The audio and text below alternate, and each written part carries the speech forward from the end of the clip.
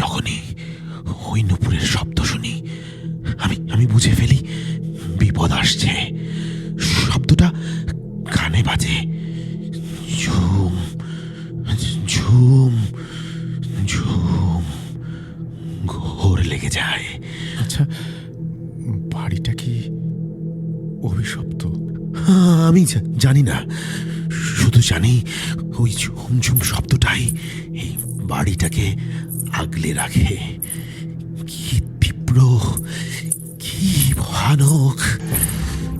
না, এটা কোনো শব্দ নয়, বরং এই ঝুমঝুম শব্দটাই একটা বিপদের বার্তা। কান পাতুন, এই বৃহস্পতিবার রাত 9:59 বাজবে নুপুর। শুনতে পাচ্ছেন? ঝুম ঝুম